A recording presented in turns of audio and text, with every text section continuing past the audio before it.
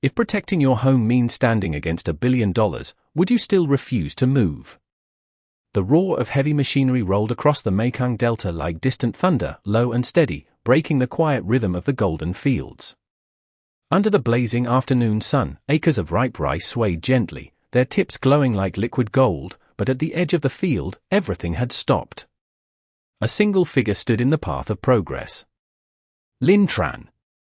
Barefoot in the mud, her loose brown BABA clinging softly to her frame, strands of dark hair stuck to her cheek from sweat and wind, she didn't look powerful, she didn't look important, but she didn't move.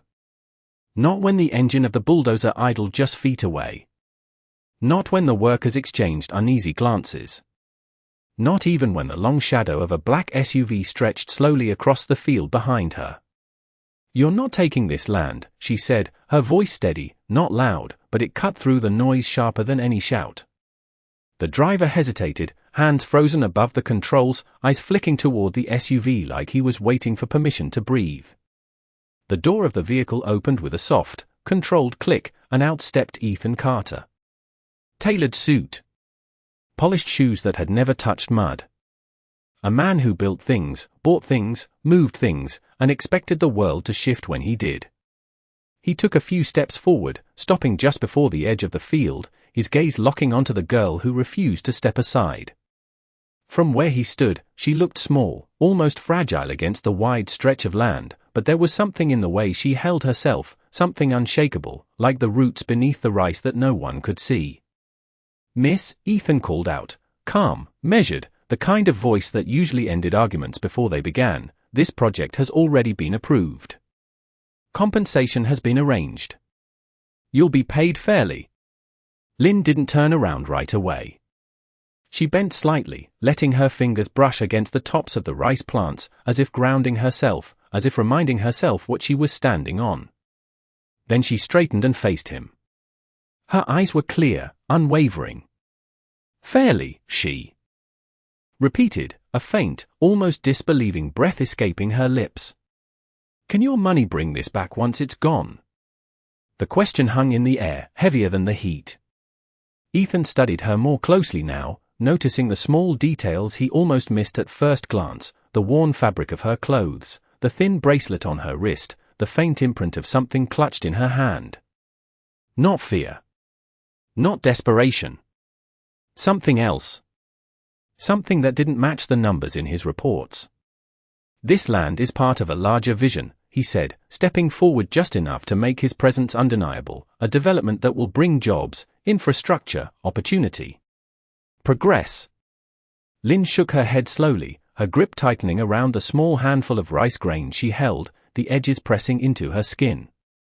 "You call it progress," she said, her voice softening but somehow becoming even stronger, "but to me, it's everything."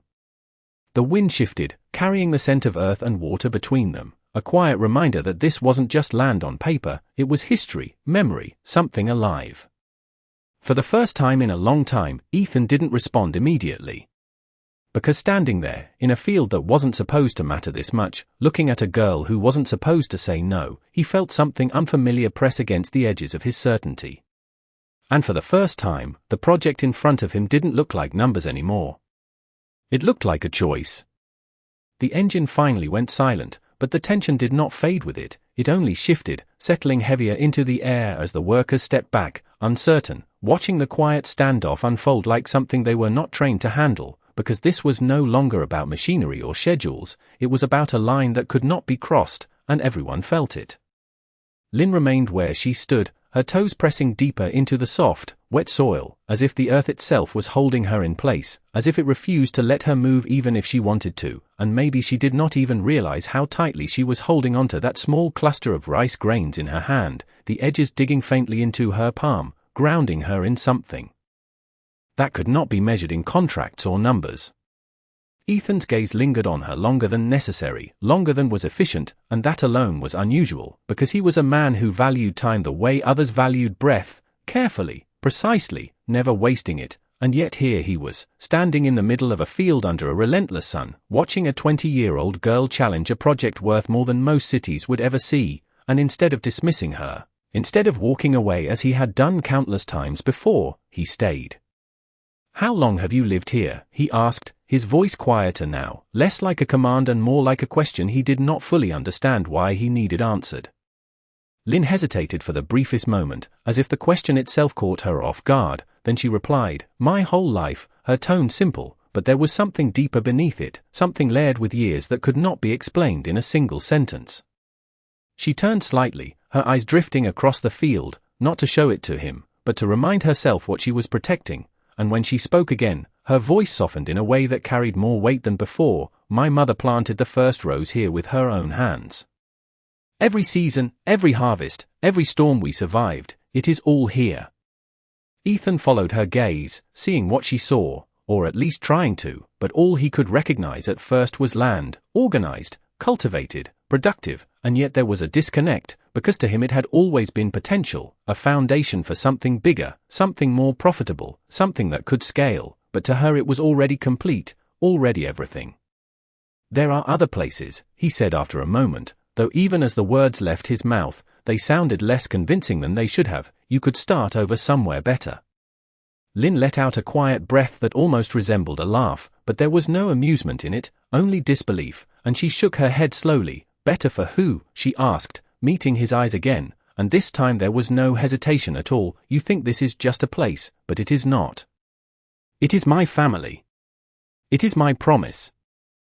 The word promise lingered, unfamiliar and yet strangely heavy, and Ethan found himself wondering what kind of promise could anchor someone so completely, what kind of meaning could outweigh everything he was offering, and for a brief moment, something unsettled flickered beneath his composed exterior, not doubt exactly, but something close to it.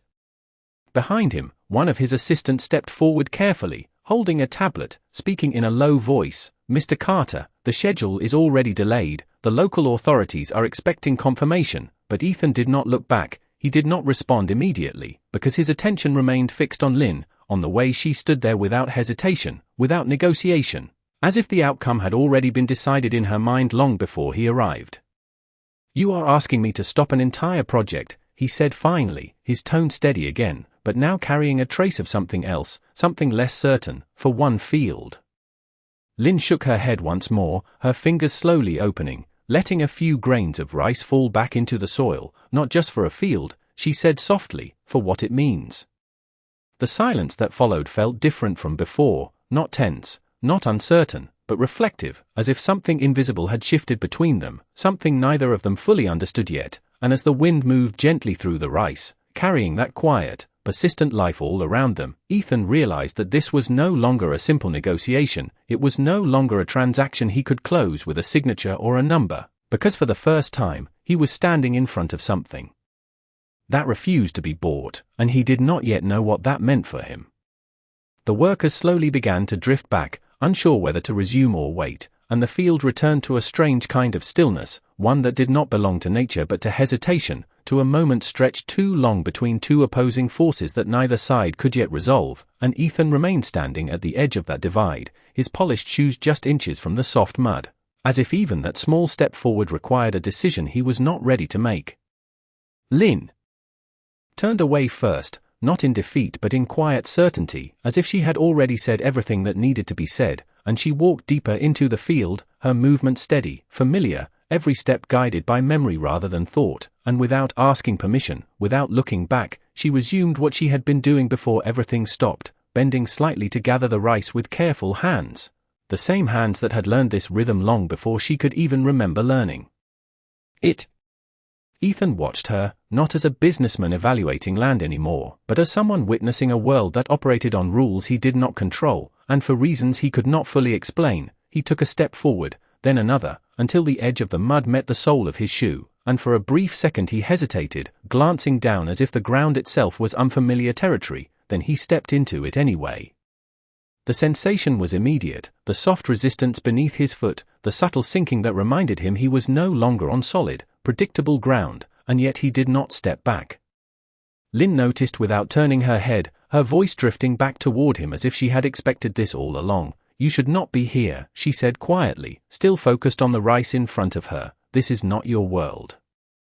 Ethan looked around, taking in the endless stretch of gold, the distant line of palm trees, the faint sound of water moving somewhere unseen, and for once, he did not have an immediate answer because she was right in a way that unsettled him. This was not his world, not the one he knew how to navigate with certainty, not the one that responded to strategy and negotiation. Maybe it should be, he replied after a moment, though the words sounded less like a statement and more like a question he was asking himself. Lin let out a soft breath, not dismissive, not impressed, just honest. Then you have a lot to learn, she said, and there was no challenge in her tone, only truth. A few steps away, she paused, kneeling slightly as she brushed aside a small patch of soil near the base of the plants, revealing something partially buried, a corner of worn fabric that had been tucked carefully beneath the earth, and with gentle movements, she pulled it free, shaking off the dirt to reveal a faded checkered scarf, its colors softened by time but still holding onto something meaningful. Ethan's eyes followed the motion, drawn to the object not because of what it was, but because of the way she handled it, with a kind of quiet respect that spoke louder than any explanation. My mother's, Lin said simply, sensing his attention without needing to look at him, and she folded it carefully, pressing it lightly against her palm as if it still held warmth. She used to wear this every harvest. There was a pause, not empty, but filled with something unspoken, and for a moment, the scale of the project, the timelines, the expectations waiting beyond the field, all of it seemed distant compared to this single piece of fabric held in a young woman's hand. Ethan found himself asking a question he normally would not: why keep it here? Lin glanced at the ground beneath them, then back at the scarf, her expression soft but unwavering. Because this is where she belongs, she said, her voice steady, and I promised I would never let anyone take that away. The word promise returned again, anchoring the moment in something deeper than logic, and Ethan felt that same unfamiliar tension surface once more, the kind that did not come from conflict but from understanding something he had not considered before, something that did not fit neatly into his world of decisions and outcomes. Behind them, the workers remained still, the machine silent, waiting for direction, but Ethan did not turn back. He did not give the signal, because for the first time, he was not entirely sure what the next step should be, and as the wind moved gently through the field once more, carrying the soft rustle of rice across the distance, it felt as if the land itself was asking him a question he could not yet answer. The sun had begun its slow descent, softening the harsh light into a warm glow that stretched across the field, but the weight of the moment had not lifted. It had only settled deeper, quieter, like something waiting to be understood rather than resolved, and Ethan stood there longer than anyone expected, long after his assistant had stepped back, long after the workers had lowered their voices to whispers, long after the urgency of schedules and deadlines had faded into the background, replaced by something far less familiar to him, something that could not be measured in hours or dollars. Lin moved through the rows with steady precision, her motions unhurried, deliberate, as if she trusted that time would follow her pace rather than the other way around, and without looking at him, she spoke again. You are still here, not as a question, but as a quiet acknowledgement, as if she had already accepted that he would not leave yet. Ethan exhaled slowly, glancing down at the faint layer of mud now coating the edge of his shoe, a small detail that would have bothered him before, but now felt insignificant compared to the unfamiliar sense of stillness pressing around him. I am trying to understand, he said, his voice lower, less certain than before, and for a man who built his life on certainty, that alone was a shift he could not ignore. Lin paused, straightening slightly as she looked out over the field again, her eyes tracing something invisible to him, something rooted deeper than the surface. Then you should stop looking at it like a project, she said softly, and start seeing it like a life. The word settled into him slowly, not as a challenge, but as an invitation, and Ethan found himself stepping closer again, this time without hesitation, the distance between them narrowing in a way that felt less like confrontation and more like a conversation neither of them had planned to have.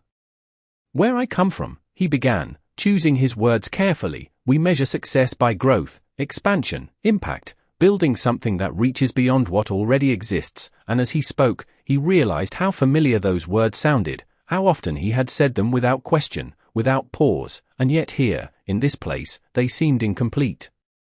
Lin listened quietly, then nodded once, not dismissing him, but not agreeing either. And where I come from, she replied, her voice calm, steady, we measure success by what we can keep, what we can protect, what we can pass on without losing ourselves. The contrast between them did not feel like opposition anymore, it felt like two truths existing side by side, neither fully cancelling the other, but neither fully aligning, and Ethan felt something shift again, something deeper this time, something that made him question not just the project, but the way he had always defined progress. A light breeze moved through the field, carrying with it the soft rustle of rice, and Lynn reached down, picking up a single grain that had fallen near her feet, holding it between her fingers for a moment before turning it slightly toward him. "Do you know how long it takes for this to grow?" she asked, her eyes meeting his again, not expecting an answer but inviting one. Ethan shook his head slowly, because he did not know, because it had never mattered to him before. "Months," she said, her voice gentle but firm. "Months of waiting, of watching the weather, of hoping the water comes at the right time, of trusting something you cannot control, and even then, you might lose it all in a single storm." She paused, letting that settle, then continued, "But we still plant again, every season, because this is not just about the harvest, it is about the promise that something will grow if you take care of it." The word promise returned once more, threading itself through everything she said, and Ethan felt it resonate in a way he could not ignore, because for the first time, he was beginning to see that what stood in front of him was not resistance for the sake of defiance, it was something built on meaning, on memory, on a quiet kind of strength he had not encountered before. Behind them, the distant hum of the SUV engine starting again broke the silence, his assistant stepping forward carefully. "Mr. Carter, we need to head back. The investors are waiting for your update." But Ethan did not move immediately, his eyes still fixed on Lynn, on the field, on the space between what he knew and what he was only beginning to understand, and when he finally spoke, it was not to his assistant, but to her. "I will come back," he said, not as a strategy, not as a negotiation, but as something else, something he had not fully defined yet. Lynn studied him for a moment, as if weighing the truth of those words, then gave a small, almost imperceptible nod before turning back to her work, and as Ethan stepped out of the field, the mud clinging faintly to his shoes, he realized that for the first time, walking away did not feel like the end of a conversation, it felt like the beginning of one he could not ignore. The road back to the city felt longer than usual, not because of distance but because silence had taken over the space inside the black SUV, a silence that did not belong to exhaustion but to thought, and Ethan sat in the back seat, his gaze fixed on the passing landscape as the golden field slowly gave way to paved roads, concrete structures, and the familiar signs of expansion he had spent years building, yet none of it felt quite the same anymore, as if something small but persistent had shifted the way he saw everything. His assistant glanced at him through the rearview mirror more than once, hesitant, careful, as if trying to read a version of him that no longer followed the usual patterns. "The investors are expecting a full update tonight," she finally said, her tone professional but cautious. "They are ready to move forward once you confirm the final clearance." Ethan did not respond immediately, his mind replaying fragments from the field, the way Lynn had stood without fear, the way her voice had remained steady even when everything around her told her to step aside, and most of all, the way she had said the word promise, as if it carried more weight than anything he had ever signed. "Delay the confirmation," he said at last, his voice calm but different, quieter, as if he was still deciding something even as he spoke it, and the assistant blinked in surprise. "Delay it," she repeated, unsure if she had heard correctly, because delays were not part of how Ethan Carter operated, not when millions of dollars were tied to timelines measured down to the hour. "Just for now," he added, his eyes still on the road ahead, "I need more information." The explanation was simple, controlled, something that fit into the logic of business, but even he knew that was not the full truth, because what he needed was not just information, it was understanding, and that was something no report could give him. Hours later, the city lights reflected across the glass walls of the conference room, where a group of investors sat waiting, their expressions composed but expectant, the air filled with quiet confidence that the project would proceed exactly as planned, because that was what Ethan Carter always delivered: results, certainty, progress without hesitation. He entered the room with his usual presence, composed, precise, every movement measured, and for a moment, everything appeared unchanged. But as he stood at the head of the table, looking at the projections displayed on the screen, the numbers, the growth charts, the expected returns, he felt a disconnect that had not been there before, as if something essential was missing from the equation. "We are on schedule," one of the investors asked, leaning forward slightly, his tone confident, already anticipating the answer. Ethan's eyes remained on the screen for a moment longer, then shifted to the faces around the table, each one waiting, each one trusting him to confirm what they already believed, and for a brief second, he considered giving them exactly that, the answer they expected, the answer that would keep everything moving forward without friction, without complication. But then an image surfaced in his mind, not of the project, not of the profits, but of a girl standing barefoot in a field, refusing to move. "We are reviewing a few final details," he said instead, his voice steady but no longer automatic, and the subtle shift did not go unnoticed. A few glances exchanged across the table, a slight tightening of expressions, because this was not how he usually spoke when everything was under control. "What kind of details?" another investor pressed, a hint of impatience slipping through. "We have already secured the land agreements."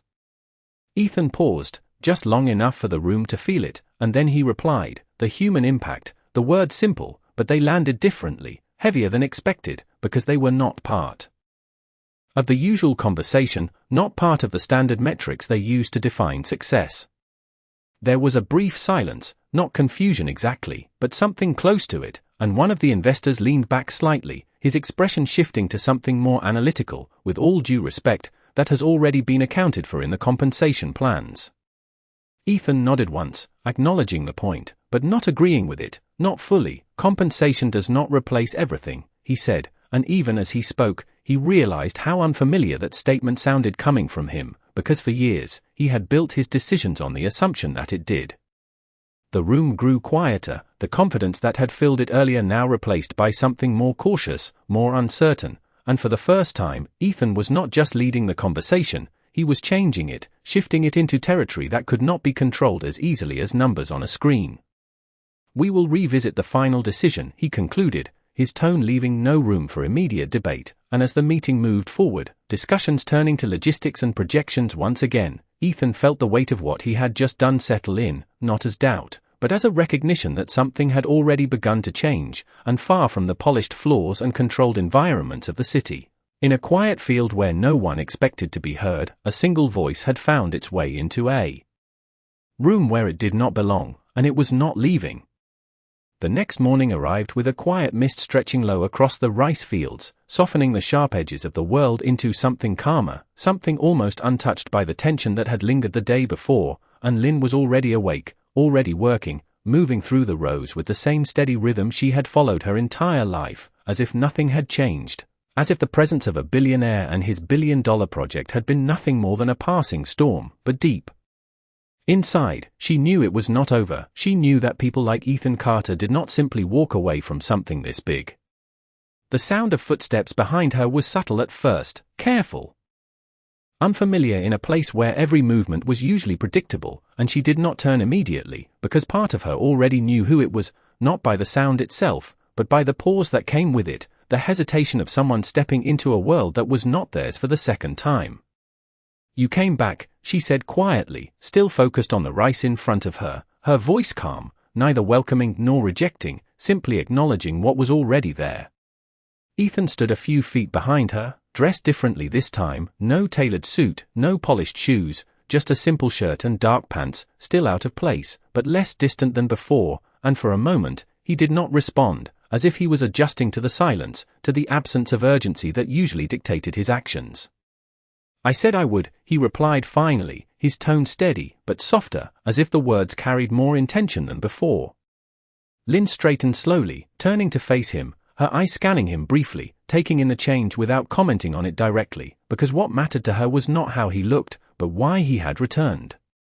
"Did you come to convince me again?" she asked, not accusing, not defensive, just direct, as she always was.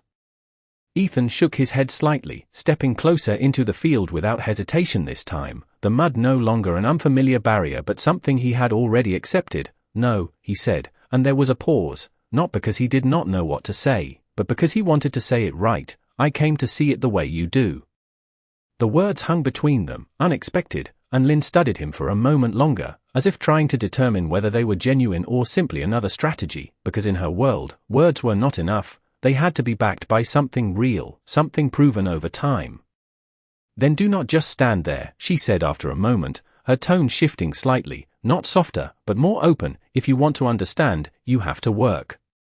Ethan nodded once, not hesitating, not questioning, and for the first time in a long time, he followed someone else's lead without trying to control the outcome, stepping beside her as she handed him a small bundle of rice stalks, showing him with simple, precise movements how to gather them, how to cut them cleanly without damaging what remained, her instructions minimal but clear, because this was not something that could be explained in theory, it had to be felt, experienced, learned through repetition. At first, his movements were awkward, unfamiliar, the rhythm uneven, his hands not yet used to the texture, the resistance, the subtle balance required to do it correctly, but he did not stop, he did not step back, even when the process was slower than he was used to, even when it demanded patience instead of efficiency, because something in him had shifted, something that made him stay despite the discomfort. Lynn watched quietly for a moment, then returned to her own work, letting the silence fill the space between them, not uncomfortable, but focused, as the two of them moved through the field side by side, their worlds overlapping in a way neither of them had expected. "Why does this matter so much to you?" Ethan asked after a while, his voice breaking the quiet, not out of impatience, but out of genuine curiosity, the kind that did not seek to challenge, but to understand. Lynn paused briefly, her gaze lowering to the rice in her hands, then to the ground beneath her feet, and when she spoke, her voice carried something deeper than before, something rooted in memory, "Because this is the only place where I know who I am," she said softly, and there was no hesitation in her words, no doubt, only truth. Ethan absorbed that in silence, because it was not something he could measure, not something he could quantify or compare, and yet it carried a weight that made everything else feel smaller by comparison, and as the morning light slowly burned away the mist, revealing the full stretch of the field once more, he realized that understanding this place was not about seeing it, it was about feeling what it meant to someone who had never known anything else. And for the first time, he was beginning to try. By midday, the sun stood high and unyielding, pressing heat down onto the field until the air itself felt heavy, and yet neither of them stopped, the rhythm of their work settling into something quieter, more natural, as if the space between them had begun to understand itself without needing words, and for a brief moment, it almost felt like the world beyond the rice fields did not exist at all. Ethan wiped a thin layer of sweat from his forehead with the back of his hand, his movement slower now, not from weakness but from unfamiliar effort, and he glanced at Lynn, who continued working with the same steady pace, unaffected, grounded, as if the heat and the labor were simply part of her existence rather than something to overcome. "You do this every day?" he asked, not out of disbelief anymore, but out of respect, because what once seemed simple now felt like something far more demanding than anything he had faced in a boardroom. Lynn gave a small nod, her attention still on the rice. "Every day that matters," she replied, and there was something in that phrasing that lingered, something that suggested not all days were equal, not all time was measured the same way. Before Ethan could ask more, a distant sound cut through the quiet, the low rumble of engines returning, not one, but several, approaching from the road beyond the field, and Lynn's movement slowed, just slightly, almost imperceptibly, but enough to signal that something had shifted again. Ethan turned instinctively, his expression tightening as a line of vehicles came into view, official markings on the doors, the kind that did not ask questions, the kind that followed decisions already made. His assistant stepped out of the lead vehicle, her pace quick, purposeful, her eyes finding him immediately. "Mr. Carter, we need to proceed," she said, her tone firm but controlled. "The local authorities have confirmed clearance. We cannot delay any further." The words landed hard, not because they were unexpected, but because of where he was standing when he heard them, not in a conference room, not behind a desk, but in the middle of the very place those words would affect most. Lynn stood up slowly, turning toward the approaching vehicles, her gaze steady, her expression unchanged, but there was a quiet tension in the way she held herself now, not fear, but readiness, as if she had been expecting this moment all along. "So this is it," she said softly, not looking at Ethan at first, her voice carrying a calm that made the situation feel even heavier. "You came to understand, and now you choose." Ethan did not respond immediately, because for the first time, the decision in front of him did not feel like a calculation, it felt like a line that would define something deeper than success or failure, something that would stay with him long after the project was completed or abandoned. His assistant stepped closer, lowering her voice slightly. "If we do not move forward now, we risk losing investor confidence, the timeline, everything we have built," and there it was again, everything he had built, the world he knew, the system that had always worked, pressing against the moment unfolding in front of him. Lynn finally turned to face him, her eyes meeting his with a quiet intensity, not pleading, not demanding, just present. "You said you wanted to see it the way I do," she said, her voice steady. "Then look." She gestured lightly to the field, to the rows of rice, to the land beneath their feet, but more than that, she was asking him to look beyond it, to see what it meant, to understand what could not be replaced. The engines of the machines began to hum again, a low vibration building in the background, not yet moving forward, but ready, waiting for a single command, and Ethan felt the weight of that command settle into him, heavier than any decision he had made before, because this time, it was not just about what would be gained, it was about what would be lost. He took a slow breath, his eyes moving from Lynn to the field, then to the vehicles waiting behind him, the two worlds colliding in a way that left no space for compromise, and for a moment, everything seemed to hold still, as if even the wind had paused, waiting to see what he would do next. The hum of the engines grew louder, no longer a distant threat but a presence pressing into the moment, and every set of eyes in the field shifted toward Ethan, waiting, not just for a decision, but for a signal that would determine which world would move forward. And which one would be left behind.